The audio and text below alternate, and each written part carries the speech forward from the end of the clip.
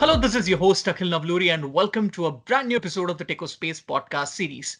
In this podcast episode, I'm super thrilled and honored to welcome one of the most prominent and eminent industry leaders pertaining to DevOps and Microsoft Azure space, Mr. Jess Loudon, who happens to be the principal consultant of Arinco company, and this gentleman is based out of Sydney, Australia. Now, we have an Australian connect here because I'm based out of Melbourne and he's based out of Sydney. So two big names when it comes to the Australian cities. So off to you, Jess. Why don't you introduce yourself to our audience and about your company, Arinco, in detail? Thank you very much. And thank you for the invitation for this. Very excited as well to chat with you today. I started my career, straight out of college, pretty much, getting into tech, doing a lot of, very basic help desk type stuff. But back then, this was over 15 years ago. I really just didn't have any idea of what was going on. So that was a very long time ago, it feels. And nowadays it's a real, every day is different, and that's why we work in tech. That's why we kind of love what we do. And I think, Arinco, where I am currently, they're one of these cloud consultancies that very much are passionate about doing things through code, through DevOps. We have a very much a mentality and a passion for everything as code, doing everything repeatable, scalable, standardized. So that way we're not, as you say, reinventing the wheel every time we go to a new customer or deliver a project or anything of that sense. So this is where kind of DevOps comes into play. This is where, I've been doing a lot of work internally and with customers to really standardize and streamline a lot of the deployments and the management of the Azure cloud space in particular. So yeah, happy to chat further about it today. Brilliant, brilliant, Jess. That was a great introduction to begin with. So, listeners, at the stroke of this hour, 4:05 p.m. Melbourne time, let's kick off with the podcast segment. So yeah. So just at your company, Arinco, like what key strategies of yours have been, taken to, let's say, lead multi-regional teams of cloud consultants in scoping, and how are you able to deliver transformative accelerators from mid-level organizations to enterprise level organizations? So what goes on with that? Yeah, I think there's a lot to it. Really, it comes down to, in short, I juggle a few things when I can, really. When I do have time and capability and capacity to focus on one thing, then that becomes my, kind of baby at the moment.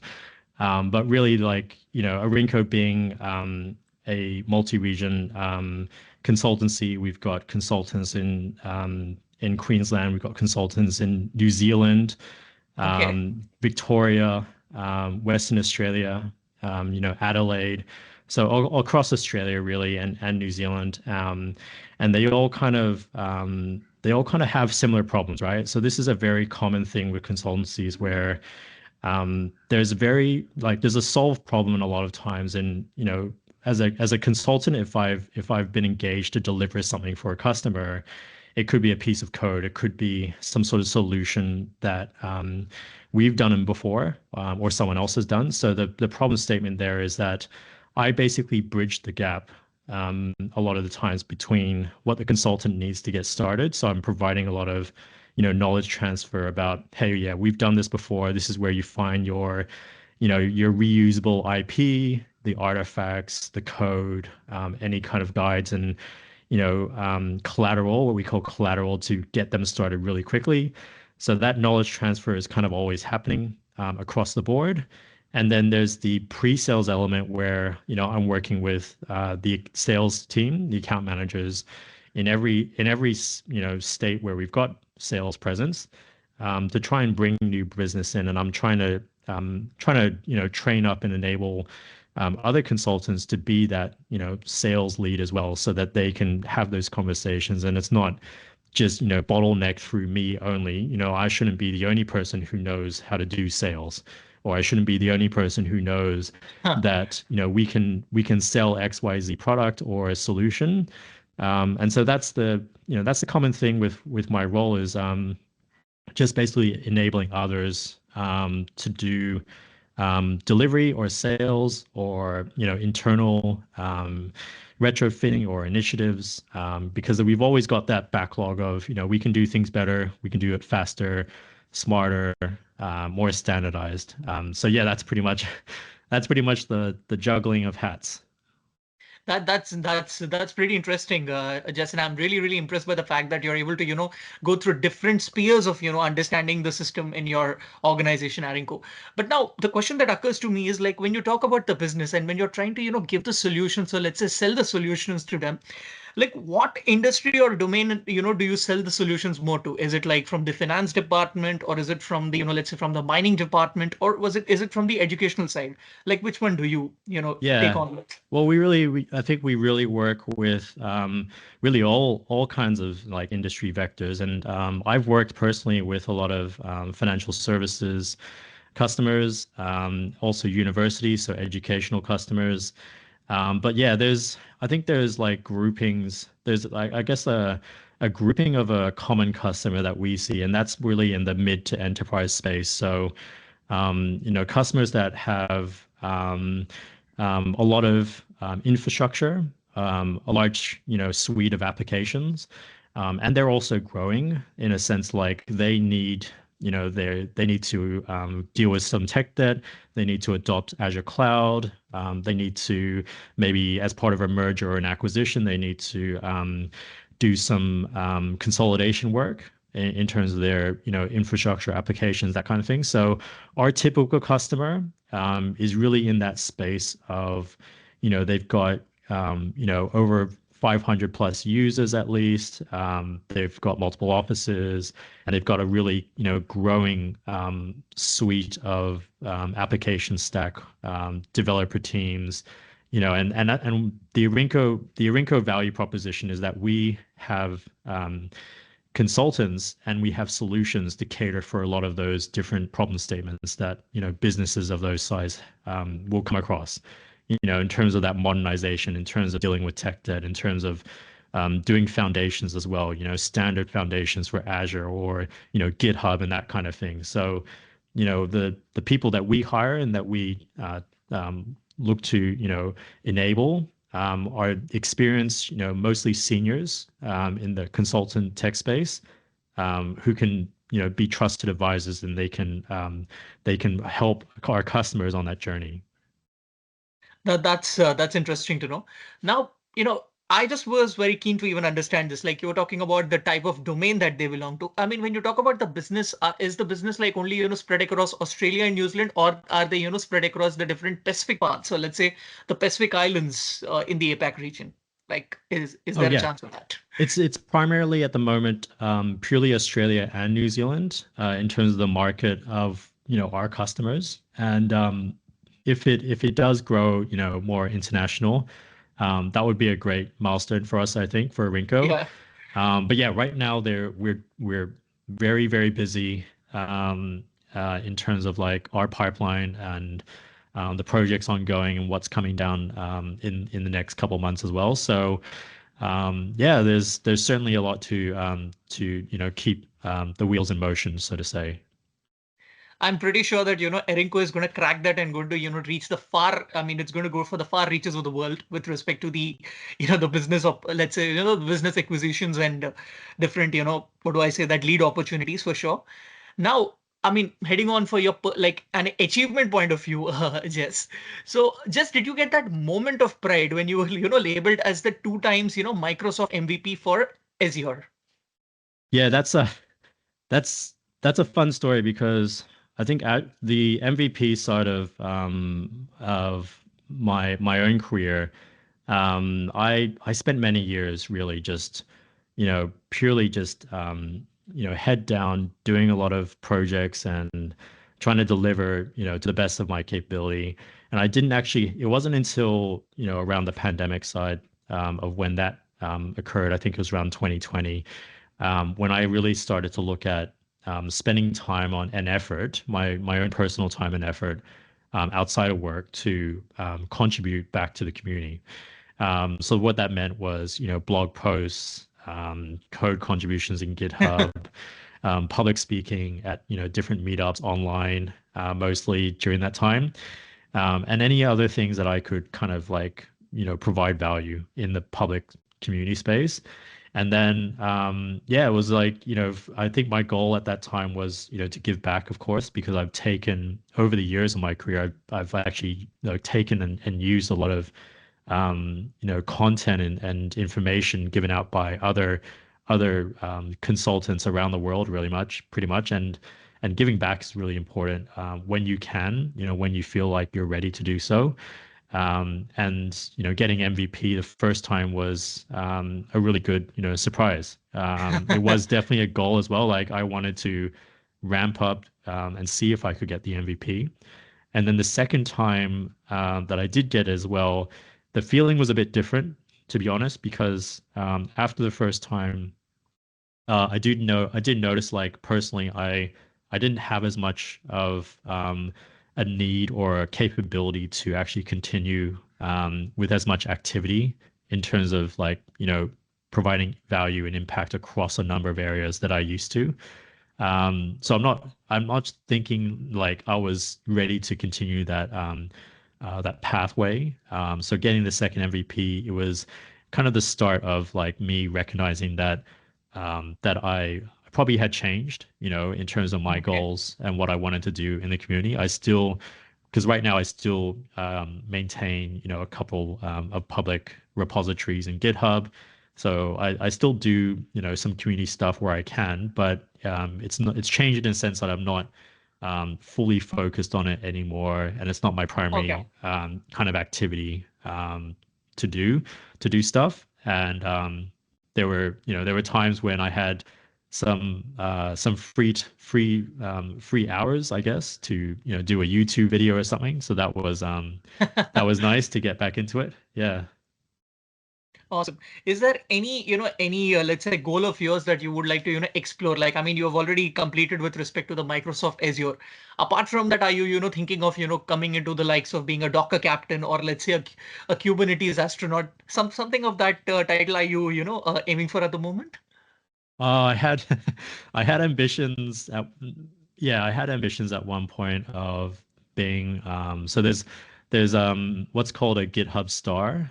Okay. So I did have ambitions before about being known as a GitHub star, I guess, in terms of, your GitHub type contributions, similar to the MVP, Microsoft MVP. And I guess I've also just, generally just wanted to see other people like in my area who I work with, kind of succeed in their ambitions as well. So, um, and on a selfish perspective, I think I'm okay with like where I am. But if there's others like that I know that need help, or they need some guidance, and of that sort of nature to reach their own ambitions, I'm more than happy to help out where I can. Right. So you're just, you're thinking of taking the cap of a mentor. I mean, rather In a than, way, yeah, just, yeah. yeah. I think so. Like, rather than kind of having like a um, fully fledged ambition to see me be the front runner for some of this stuff. I think if I can connect with others and I can provide them enough of guidance and advice, and then they can succeed, I also feel great about that. And it also, to me, it also proves that it wasn't just a once-off kind of thing. Right. Absolutely, absolutely. I mean, that actually, I completely, go with with an agreeable point for that, Jess. Now, Jess, I mean, always it's like $1 million question for anyone. I mean, even I also would like to ask you this particular question. So you're like, based on your, based on your experience, what do you think are the prerequisites of being an MVP? Yeah, well, that's a good question. Look, you know, um, I think personally, what I've experienced is when, this goes back to like my own motivation for going for MVP in the first place. Like I said, I've benefited from like years of my career. I benefited from people who were MVPs and or looking to be MVPs, and they were sharing knowledge, sharing content, sharing their insights, where I could find it in blogs or, YouTube or something like that. So my own, for me, my own motivation was, giving back, feeling like I've closed that loop where, you've benefited and you've used that, and then now it's time to make sure that things are all kind of equal, I guess, in a balance. And also, I think the important thing for me was I wouldn't do it. I wouldn't spend a lot of time and effort because it definitely does take more of your time and effort than normal. There's no Yeah, question that, the yeah, time it takes to write a blog post, the time it takes to do a YouTube video or recording, or, answer that forum post, or, provide some expertise in some sort of public domain. There's you got to put some planning towards that. You got to turn up, and turning up is easier if you have a real connection to your subject matter. And for me, that was always Azure policy. And okay. Azure policy, and the way of, what we call Azure policy as code, DevOps management of Azure policy. That's what I connected with because I had some challenges with that when I first started using Azure policy as code. And I felt like in the public space and from Microsoft, there wasn't much that I could lean on to solve my problems, for my customers. So I started doing more investigation, deep dives, and out of that, I had a lot of ideas. I had a lot of content. I had a lot of things that I couldn't find somewhere else. So then I started, creating that, creating that content, giving back, trying to help others as well in terms of what I know about Azure Policy as Code. So that link to, your passion area, I think that's something I would say is, key to really realizing what that looks like when if you want to go for MVP or a program of a similar nature. What is the main thing that you're going to be, talking about or, focusing your time on? Because that's definitely, if you find it boring, if you find it like, not interesting enough for you, I think it will be something that doesn't stretch out over, 12 months or so. Exactly, exactly. That is for sure. You just were, mentioning a point called Azure policy. So when you talk about Azure policy, is it something like, affiliated with the compliance or the governance related to Microsoft Azure, or is it something else? I mean, the terminology, like what you were just Yeah, trying to mention out. yeah, no problem. Like it's so yeah, for anyone who doesn't work in, the Microsoft space, really in the cloud, Azure Policy is a native service. So it's a native built-in service within Azure Cloud. It provides a lot of governance controls.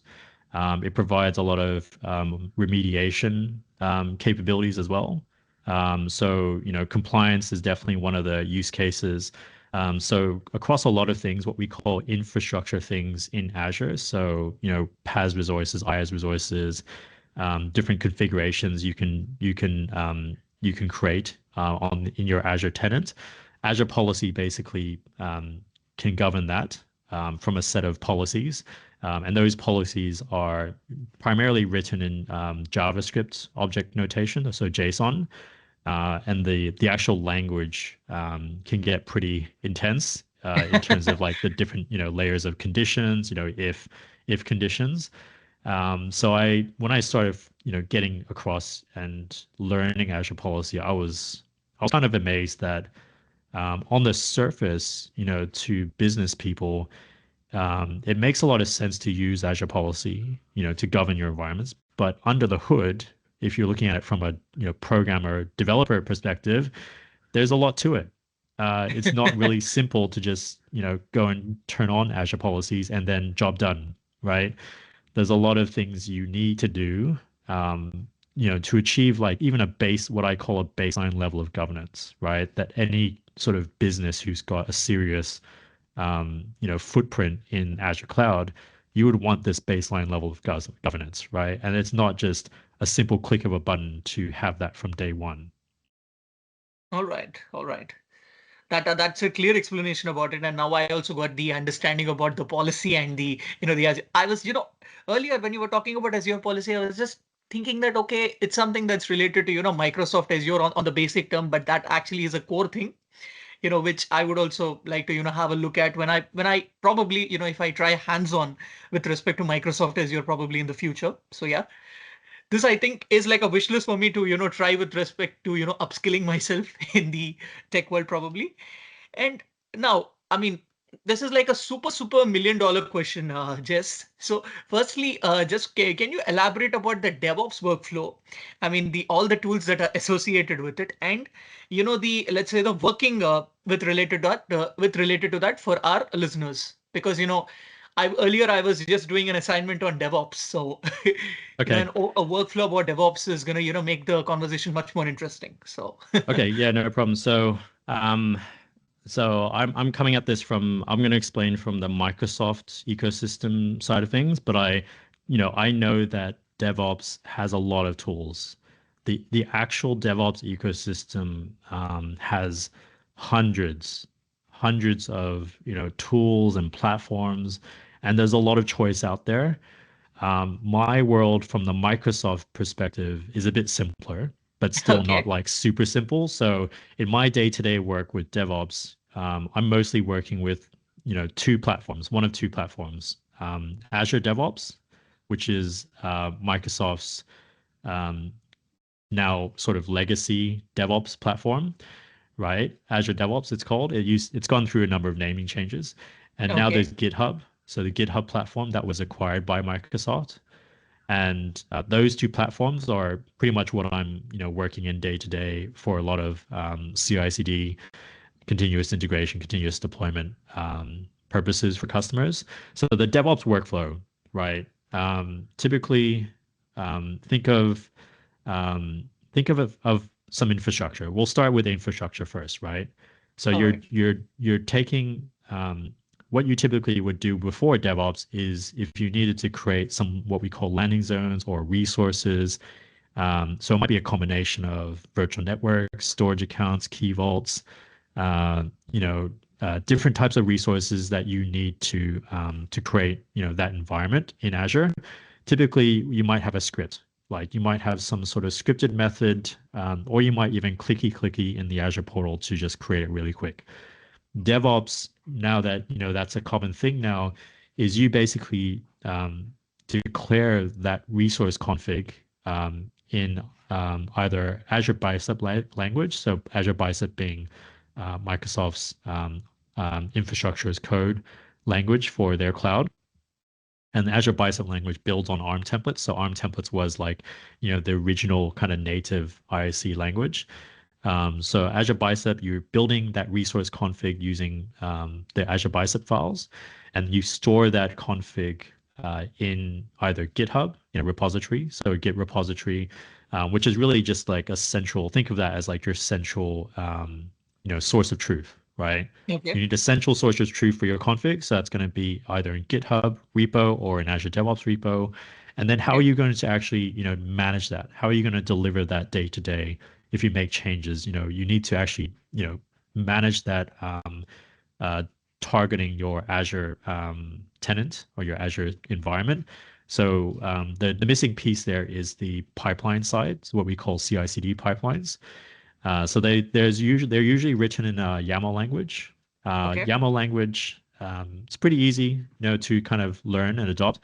And that can have different, stages, right? You can have like a test stage, you can have a deploy stage. So you typically will break it up between like a test validation stage for your pipeline, and then like a deploy stage after it gets through the first one. And that really just runs on like what we call DevOps runners or GitHub runners. So that's just a bunch of virtual machines that get spun up temporarily just to manage the actual compute side of the DevOps play. So yeah, that whole workflow there is using the platform and the pipelines, and then your access to your Azure environment is through Service Principal. So there's a kind of like there's an authentication thing going on there. There's a delivery side as well for the code to actually get submitted to your Azure environment, and then there's the kind of lifecycle management of your code sitting in a repository. Um, and lifecycle wise, you would have typically what we call pull request reviews or merge request reviews. So that means anytime you want to make a change to that code, you're creating a new branch off of what we call the main branch, or the single source of truth branch. You make your code changes, and then you raise a pull request or a merge change, which then gets peer reviewed by the team before it actually gets merged in. So yeah, Yeah. that's the typical DevOps workflow where you ideally just work in one platform, right? Ideally one platform, although I've seen some customers where they have like multiple tool sets, and then you're jumping in different platforms to kind of achieve a single DevOps change. That's very time consuming and very high overhead for the developer team. So the real dream of most DevOps teams and use cases is just the one platform that can do everything. Exactly. And that's what is, the definition for automation, right? Everything is streamlined rather than, just having one particular system, but everything, just going in a free flowing way. And that's how I presume DevOps with Jess. Yeah, that's right. Now, just there's one particular question I have with respect to DevOps. I don't know if our listeners also would be having that particular question, but this is a question that I'm actually coming up with. The other day I was just working on a DevOps assignment, and I used a particular monitoring metrics called Prometheus. But it was just my first time using Prometheus, so I wanted to, have an insight from your end with respect to that. Is it like a dashboard kind of a thing, or like what do you exactly mean by the metrics here?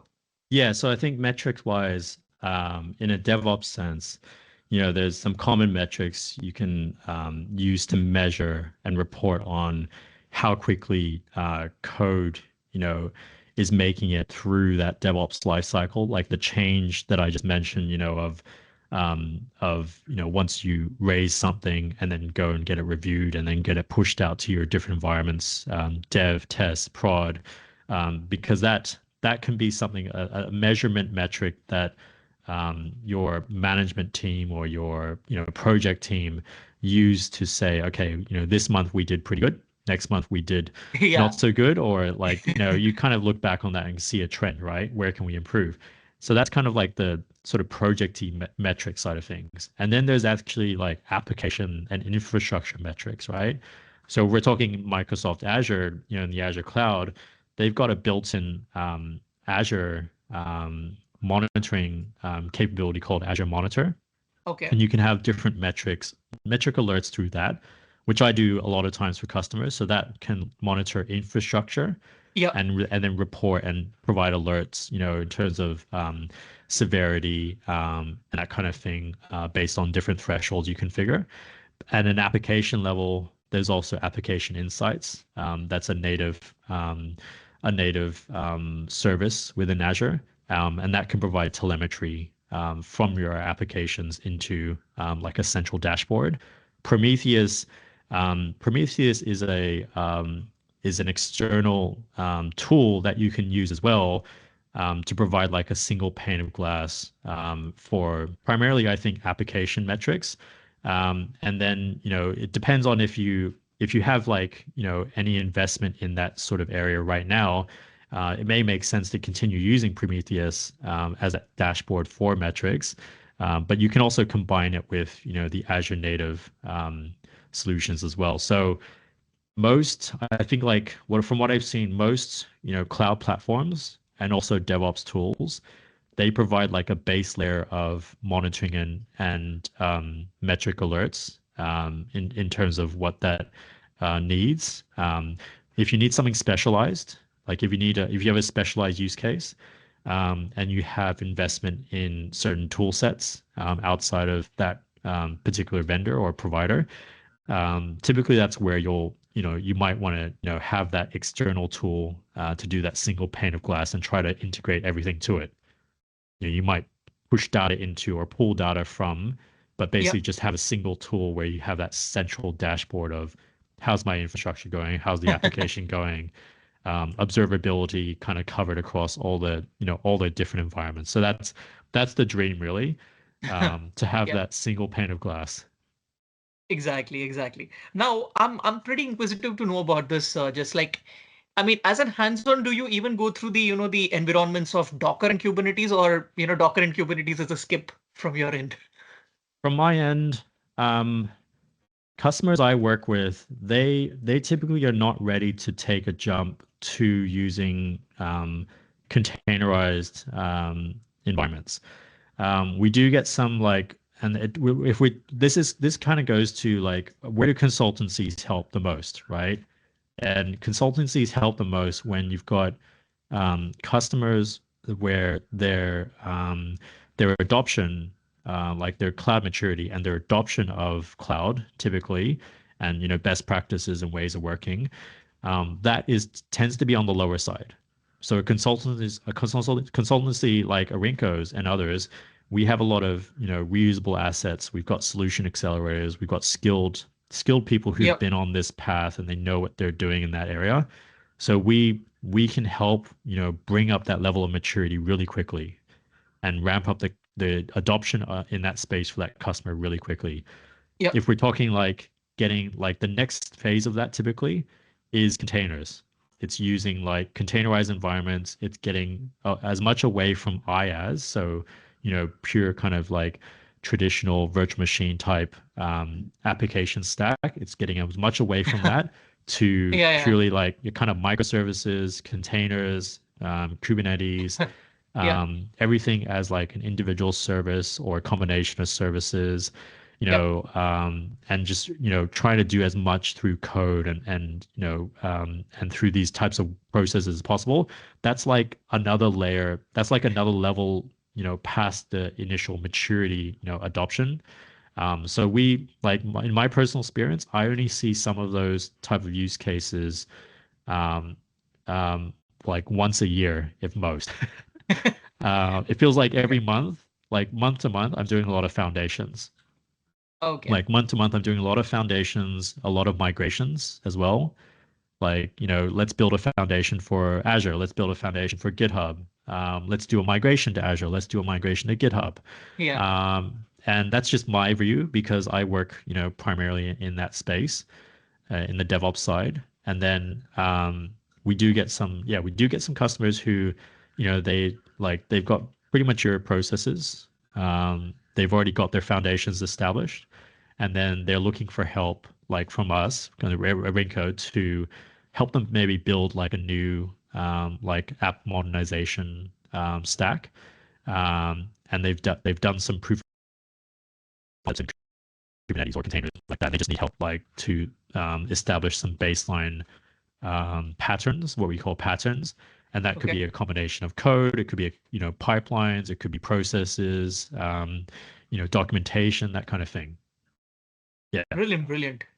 That completely explains it all for me. Now, I mean, you were just giving me an example that it just happens once in a year when we go to the customers and help them out with Docker, or let's say Kubernetes, or any type of containerization. So I mean, it's not necessary that you can tell me the name of the client. You could just tell me what was the domain he was, I mean, they belong to, or and with respect to the geography that they were pertain to. So where Yeah, exactly did so that come I think from?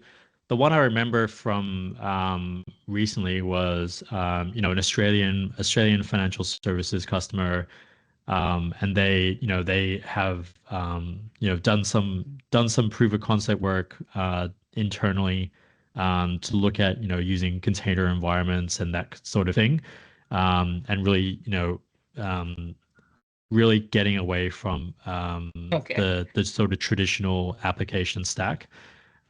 So looking at a fully like end-to-end modernized application stack for them and transitioning away.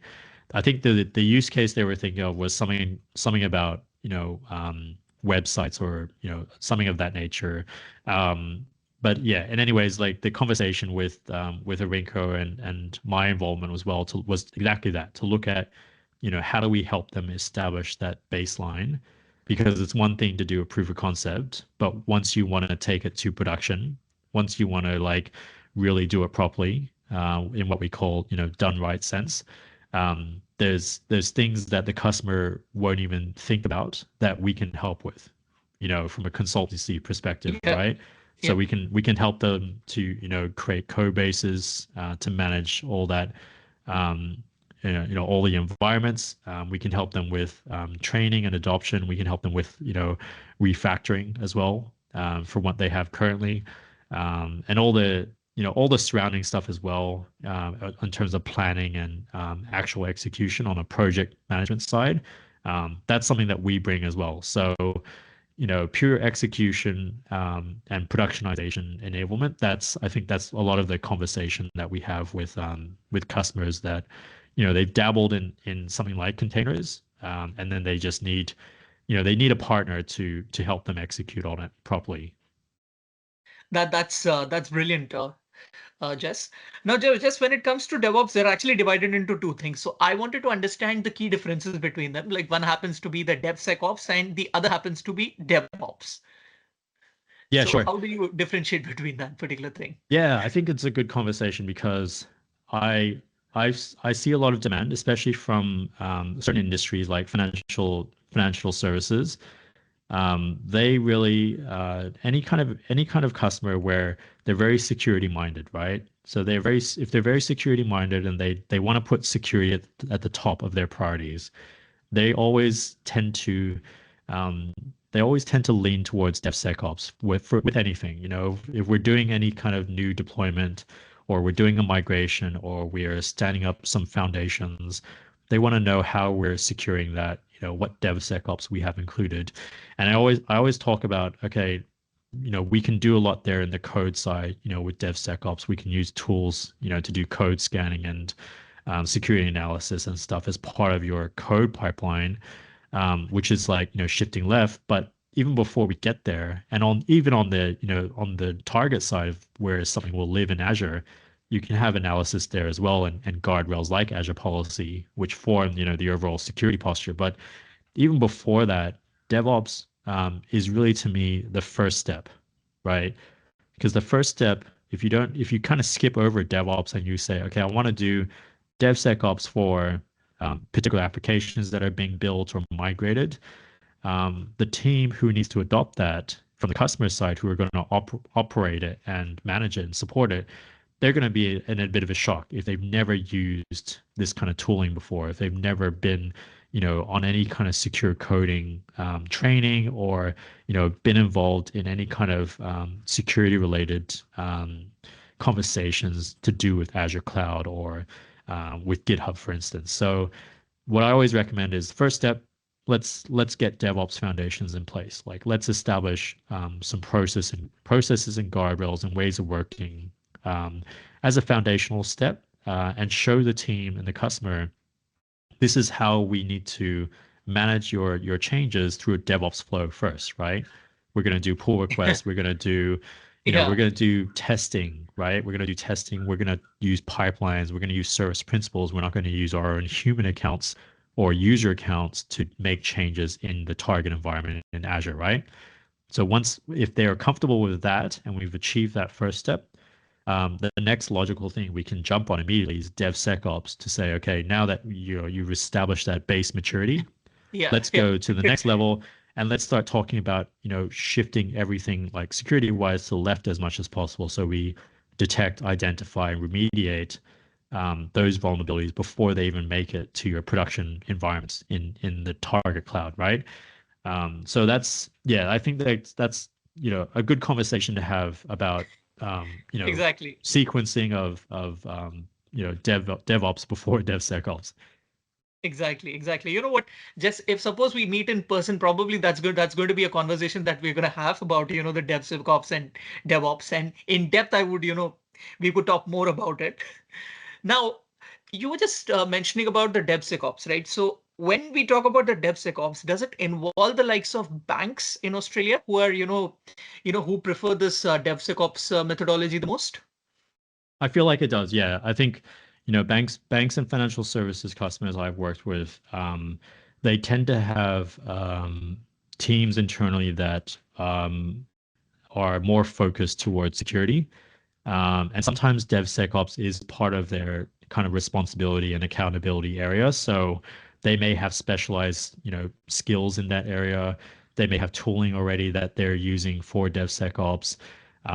Typically, it's not just one tool. It's kind of Yeah. hard to like achieve everything, across all your application stacks and environment stacks with just the one single tool for DevSecOps. But I really do see that as like, it's a constantly evolving space because, pretty much every other week there's some sort of like news article about, like a security Mm. breach or something. Like the most recent Yeah. one that I can think of, like that comes to mind, is when GitHub, there was a Coinbase, like a crypto Coinbase repo in GitHub, and this was like what's called like a supply chain attack, right? So Mm. some malicious actors and maybe a group of people um, were actually compromising some third-party GitHub actions, to compromise those and then get access to some sensitive like pat tokens or keys that were used by this Coinbase cryptocurrency repository, right? So Right. that was like their end goal. From what I read in the article, the end goal was to get access to those keys so they could probably get access to data, like crypto data, right? In the databases. But the chain of events that they had to go through, all the different things that they went through that were later surfaced up, by researchers on this security breach, it was intense.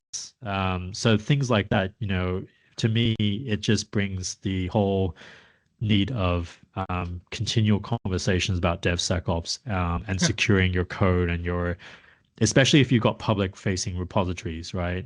It's still a need and a challenge for internal facing repositories, where your code lives, but especially more for public facing repositories.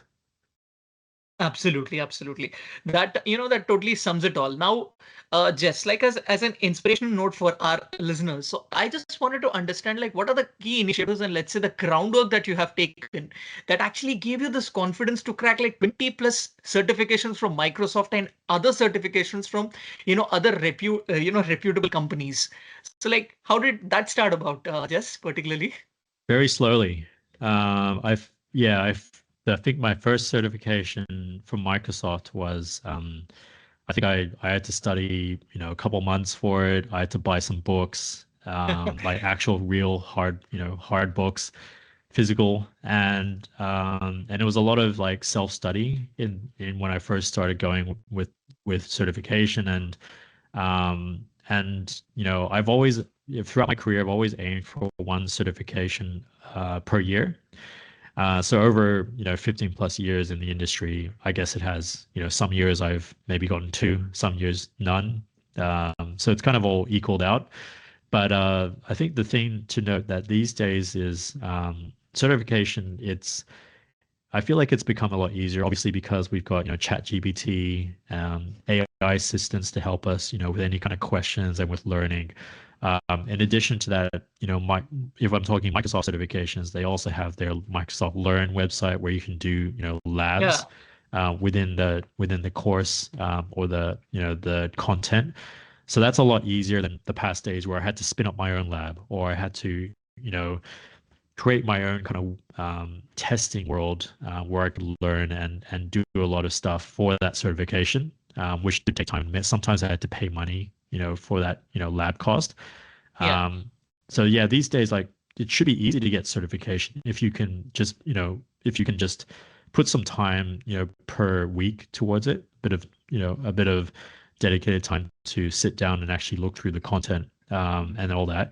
And I think the certification, like the need for certifications, if you're going for, any particular role or, interview, um, I feel like it's not something that I would disqualify someone if they didn't have a certification, because I do interviews right now, for Arinco, and I'm interviewing people, and if I see they've got a certification, that to me that's a good check mark. It's a good tick in my world that they've gone and done some study and achieved that.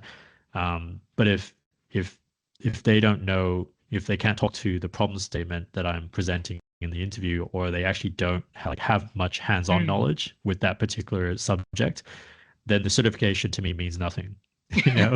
you know, like, Harsh truth. I think the real to me, it's like certification is kind of a cherry on the top, and it's also an excuse to go and learn something. And Exactly. then, if you need to be like, as part of an interview, if you're expected to be like, very experienced or pretty experienced, like there's different levels, but if you're expected to be quite experienced with a particular subject, let's say Kubernetes, right, or DevOps, and then you get asked questions, and your particular questions you get asked were not covered in the certification anywhere. You're going to be a little bit stuck to answer that. So it does provide a bit of a context of you need to still get hands-on in some ways, especially if you're in a role that requires it. You need to still get hands-on and get that baseline level of knowledge, right? Yeah. Otherwise, we all just fake it till we make it.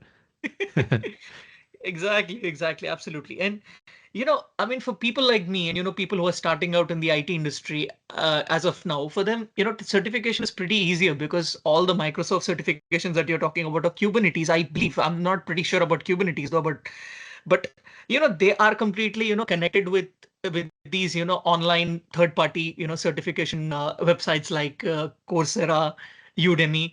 So it makes things easier for us, and the investment that we are putting in that, it's pretty minimal, or let's say reasonable, I would say. Yeah, yeah, I think so. Yeah, we're not talking thousands of dollars. I think in Yeah, the past, you might have had to fork out, $2,000 something for a course to yeah, go get, instructor-led training for a certification. But yeah, these days I feel like that's kind of not the norm anymore. exactly. Yeah. Yeah, it's usually in the realm of like a couple $100s. Yeah. Just the previous day, I had a conversation with one gentleman, a Sri Lankan. His name was Mr. Kasun Rajapaksha. So he was based in Amsterdam. What he told me was when you're having, I mean, there's one complex exam of Kubernetes where you are just given, I think, let's say 10 minutes or 2 minutes. I'm not quite sure on that.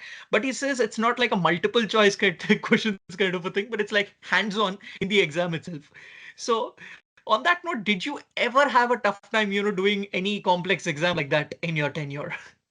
Yeah, I definitely have, and I've had that kind of exam. I think it was for VMware, back when I was doing my VMware certified professional. But I've had like the actual hands-on labs as part of exams. I haven't really struggled with because they haven't been as common for me in what I've been studying. But what has been more challenging is the type of questions you get sometimes that are multiple choice, and then two of the answers or three of the answers are very similar in terms of the Oh, wording, right? So whoa, yeah, sometimes it's not even, it's not really testing to me, it's not really testing your technical proficiency or competency in that subject. It's kind of agreed. testing um, your English competency in terms of how you read the question and the different answers. So that to me has been a bit of a challenge in the past. Um, but yeah, I hope it's not like a trend to continue from the different certification providers. Exactly.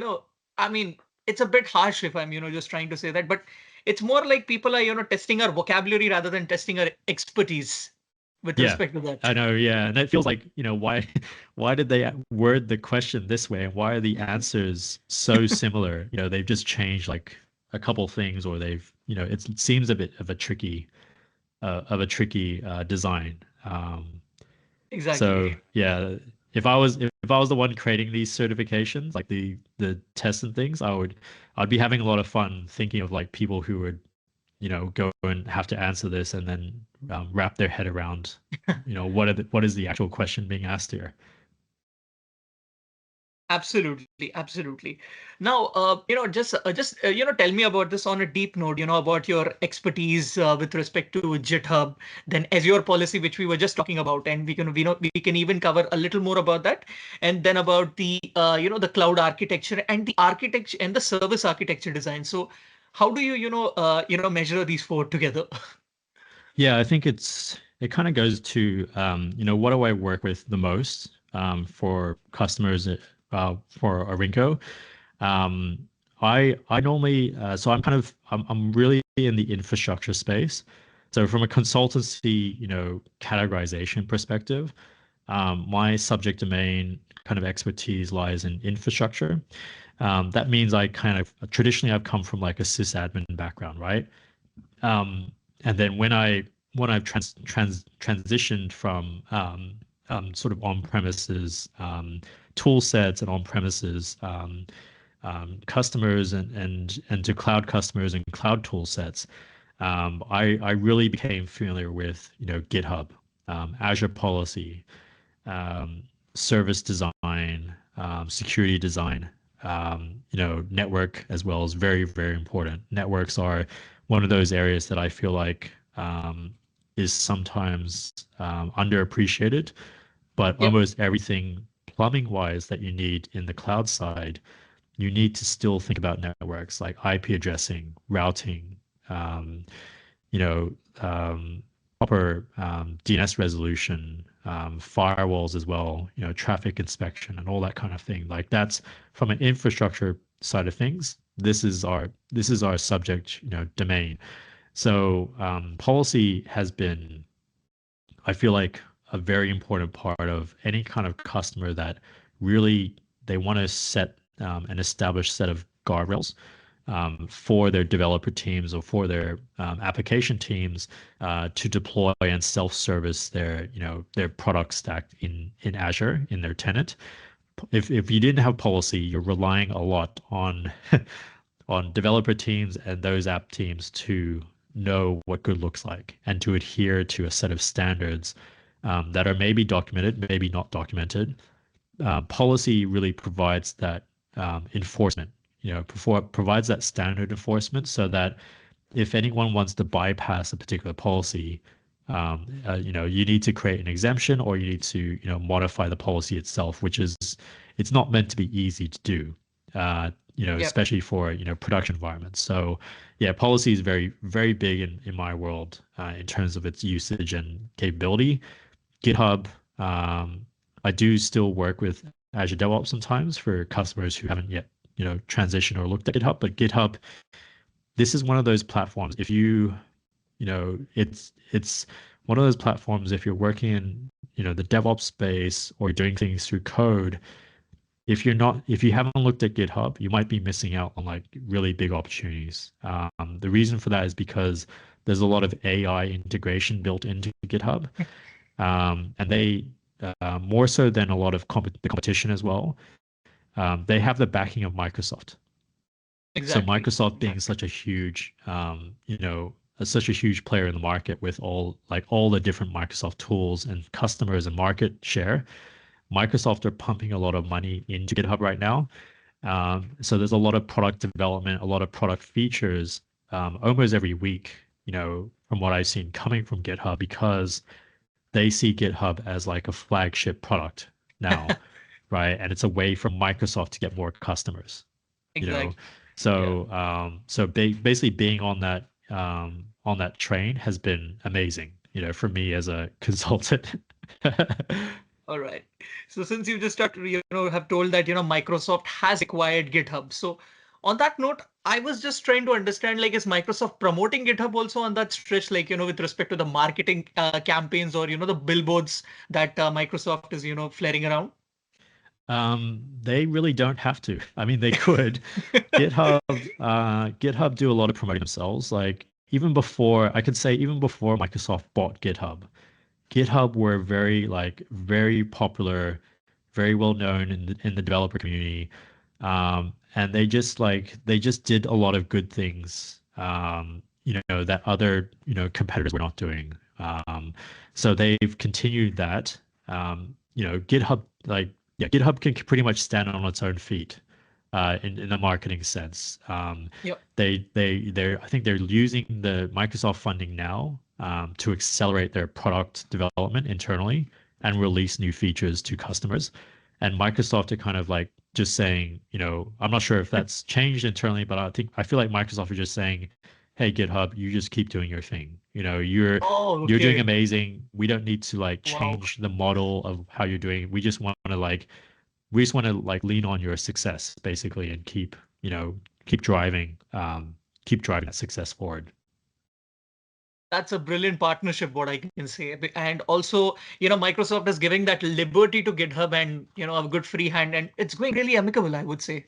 Yeah, I see a lot of people from Microsoft going to GitHub as well. In terms of Oh, switching their role or where they work. So yeah, it's been great. Hopefully it continues to thrive.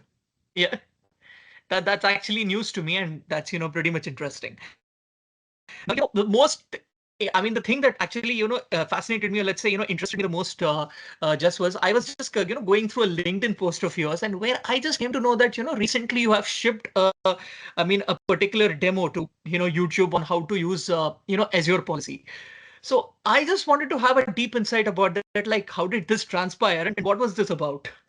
Yeah, so that's a good question because the backstory to that is prior, this is going back years. Sometimes it does take me some months and years to actually ship something, to YouTube or to GitHub or to my blogging, platform.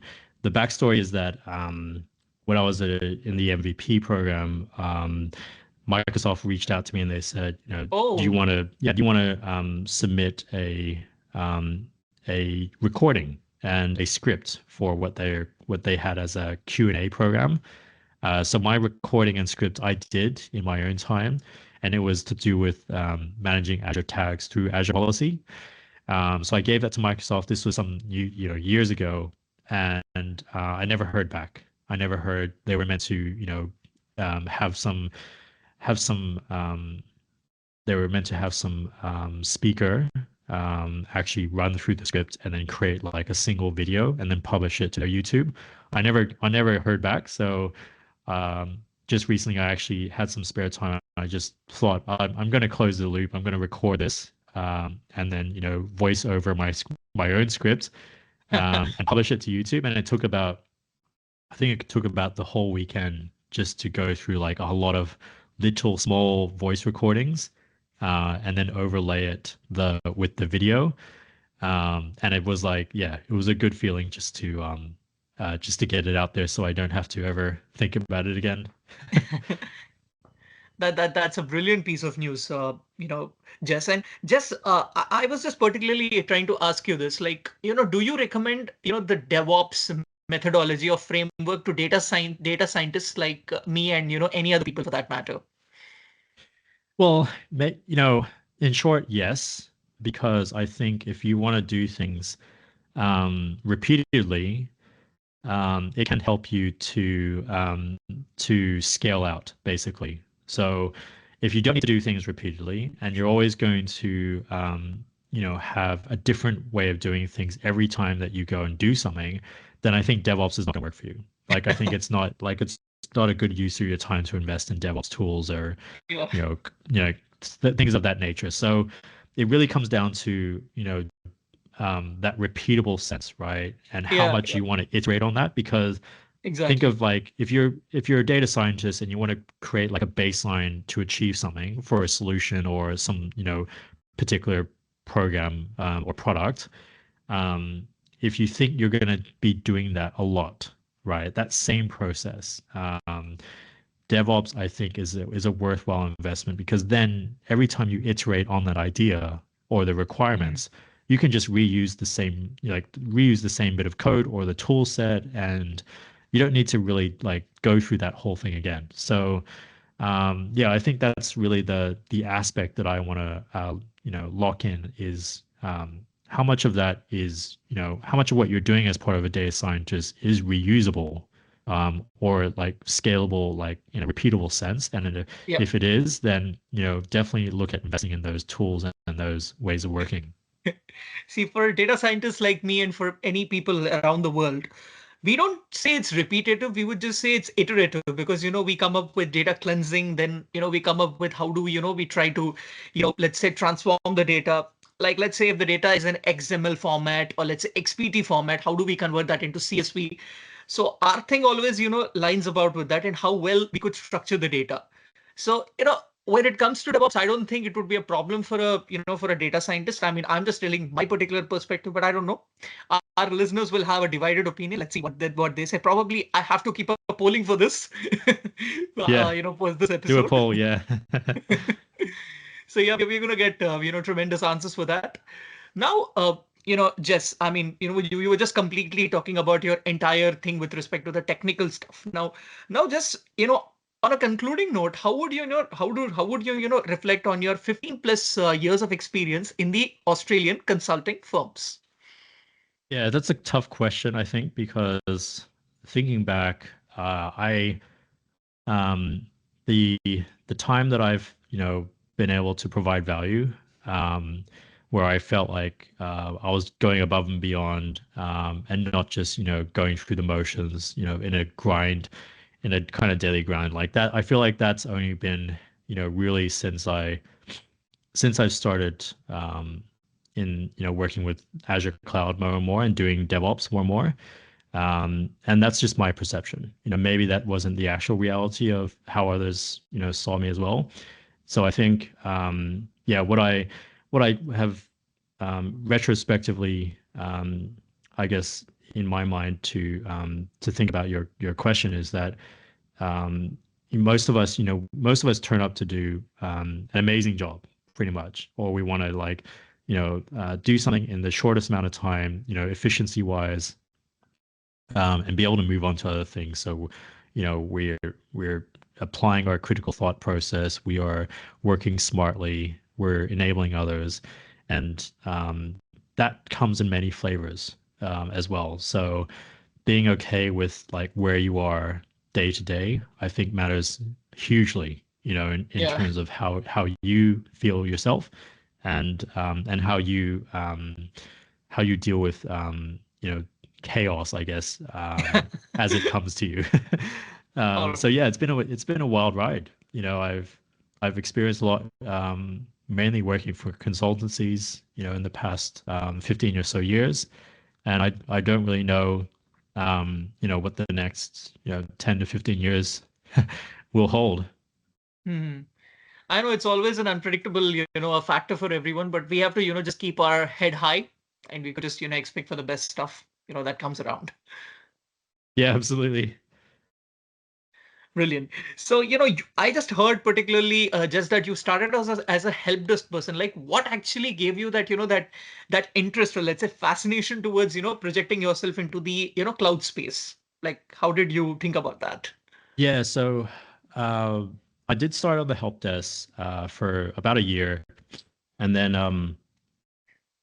getting into, I think like the transition for me was when I wanted to really get into projects from the help desk, and I wanted to kind of be the driver of my own destiny. And I was, on the operational side, I was always aware that projects that didn't go very well would have an operational fallout. You know, you wouldn't have, from an operational side of things, help desk wise, you wouldn't have a lot of documentation. Things would be broken a lot, and you'd have to fix them a lot for projects that did not go well. So the reason I got into projects was so I could help to make a change, really, to do as much as I could so that projects would go well, and then the operations teams and service desks would not have the same pain that I experienced. And that went on for a good couple of years as I was in projects, and then I saw a shift. Actually, this was I think around 2017, 2016. I saw a shift like in the market. There was the emergence of Azure Cloud, kind of V1, what I would say V1 Azure Cloud, and there was Okay. a lot of buzz, a lot of excitement about Azure Cloud. Also, AWS was back. AWS and GCP were around back then as well, of course. But Azure Cloud was something that was of interest to me. So I started, looking at, YouTube videos and community events related to that. And I eventually, it was about a year or so after that where I eventually made a career decision to like, I need to get into like that space. So I need to like, be more of a cloud consultant. So I looked at, the skills, I looked at, using infrastructure as code. And this was like in the early stages of all that. So infrastructure as code back then is very different from infrastructure as code now. Yep. Yep. So yeah, the definite shift there was to basically disrupt myself because I felt like the market was being disrupted. So I was disrupting myself and skilling up, and getting out of my comfort zone to really make that change. Um, and since then, it feels like it's been worthwhile, because, the things that I work with day to day, that feels like above and beyond a lot better than what I used to work with prior to the cloud space. Yeah. Brilliant, brilliant, uh, Jess. So just like, now before we actually conclude our, podcast episode, let's take a lighter route. All this while we were just talking about the technical stuff, about your journey, about, your 15 plus years of experience in the Australian consulting firm, then about Microsoft Azure, about Azure policy. Now, in this lighter route, it's going to be in the form of a quick rapid fire. So I'm going to come up with few questions that, match up with your likes and interests. So so Sure. let's Yeah. start with the rapid fire round. So just like first question to you, like which is the sport that you prefer the most? Is it footy or is it soccer? Definitely soccer. I did play over 10 years when I was, in school and just after school. So yeah, definitely soccer. Football, is my go-to sport. Brilliant, brilliant. Just I mean, now when you talk about soccer, like what's your favorite soccer football? What's your favorite soccer team? Uh, I yeah, I'm afraid to say it's still Manchester United. High five, Um, just for that. yeah, the old Alex Ferguson Manchester United is really the one I'm sticking to. Okay, Every other Manchester United since then has just been a disappointment. But real yeah, I disappointment can't think of a indeed. time when, or a team when I was like more into the atmosphere, the players, the results and everything. I know, I know. I mean, that was a golden era, and I'm a huge Manchester United fan. But this particular season, I just shunned it because I was not pretty happy with the way, things were placing up. But again, I mean, recently I just came across this news that, Ruben Amorim, who's the manager of Manchester United, he gives a speech to the entire stadium, and he says, apologies for being very, very late back this year, but we will come up stronger. Let's see what kind of, initiatives he's going to come up with. But yeah, hoping for the best. Yeah, I know it's I think there's a bunch of things, you know, team wise, management wise, business owner wise. There's a lot. I feel like there's a lot of disruption that needs to happen across the Exactly. board. So Yeah, yeah, yeah. it's the results kind of speak for themselves, right? Yeah. You're not even in the top six of the Hmm. English Premier League anymore. It's just like you're mid to lower, team now. So A very average team, to put it across. It's pretty harsh to say yeah. that. And like Yeah. it's in terms of sporting, that's how it goes. There's definitely Yeah, yeah. periods of any sporting team where it's like ups and downs. So Yeah. So if I would just like to, ask you like what is your favorite street food, then what would you say that would be? street food. I hmm street food. I don't know. Like for example, what would you say is street food? A street food like, with respect to, is it like, I mean, a burger, a fast food, or something like that? I think um like snacks that are easy to kind of just grab and go as well. Yeah, yeah. I think I'm not too big on like stuff that's really messy. Mhm. I've been to China a few times and there's plenty of street snacks in China. But the stuff that Okay. really gets me like, gets me running is the what's called stinky tofu. Okay. Yeah, so that's something that I'm like, oh, I'm not touching that. It's just like the smell just puts me off, but apparently it's really nice. Oh, So I don't want okay. to disregard it. Okay, that's an interesting choice for sure. Since you told you're writing a lot of blogs, so what is the tech book that you would, recommend me and our listeners?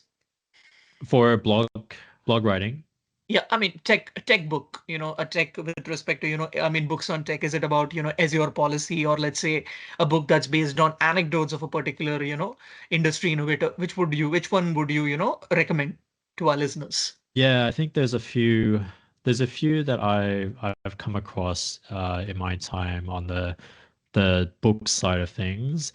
Some of the recent ones I've worked with as well, like what I've been a reviewer of books. So there's one. There's one here called Okay. Policy Design in the Age of Digital Adoption. Oh, okay. There's that one that was through PacT, Hmm. PacT publisher. So Ricardo Ferreira wrote that one, and I reviewed it. It's pretty comprehensive in terms of like Oh, the framework, and transformation for policy as code, which is nice. It does touch on some Kubernetes stuff as well. hmm. And then more recently, I worked on this one with another publisher called O'Reilly. It's called, sorry, Policy as Code. Policy is a code. Okay. Policy as Code. That's by Jimmy Ray. That also touches on Kubernetes, Kubernetes tool sets for doing policy as code. Um, so yeah, I think there's a growing number of books on policy as code, and the good thing Brilliant. is as well, they're not only talking about doing policy as code with Azure Cloud. It's kind of like from a broad sense, Oh, okay. so you don't have just because you're not using Azure Cloud today or your customer's not using it. These books do provide good kind of like broad agnostic, vendor agnostic perspectives, which is Okay. nice. So you kind of get that that whole holistic view. Awesome, awesome. I mean, I'm pretty much, very much happy to know about these two books which were, reviewed by. I really didn't know that, you were into reviewing the books, so it's a good surprise to me. In I mean, on that perspective, I would Yeah, say. it does come up like if there's any. I think if there's any books being um, proposed through like the publishers that are in that particular domain, I think my name does come up as like a subject kind of expert to provide Okay. reviews. Yeah, I think like I've been people reach out to me on LinkedIn from those publishers occasionally, to talk about, proposals for books and things like that. So if you have a particular passion, like if your passion is data science, for instance, you're a Yeah. data scientist, your passion is data science, specifically within data science, is there something that you want to be known for, and then either you can create your own book with a publisher, or you can be known as like a subject matter expert, or a thought leader Hmm. in that space, and then people will approach you to do book reviews or provide opinions and thoughts, for things that are Awesome. being drafted. That's a good piece of advice, just for sure. Let's see if I, would come up with, let's say a book in the future. But listeners, if you have any particular, let's say, suggestions of, writing a book or writing a blog, you could always approach Jess, and his name is Jess Loudon, and he's very much, free to connect on LinkedIn, and any questions you have, he's always there to help you out with. So that's pretty interesting. Now, the final question to you, Jess, is like, I mean, in Sydney, what is the best restaurant that you would recommend to me and our listeners? Oh, okay.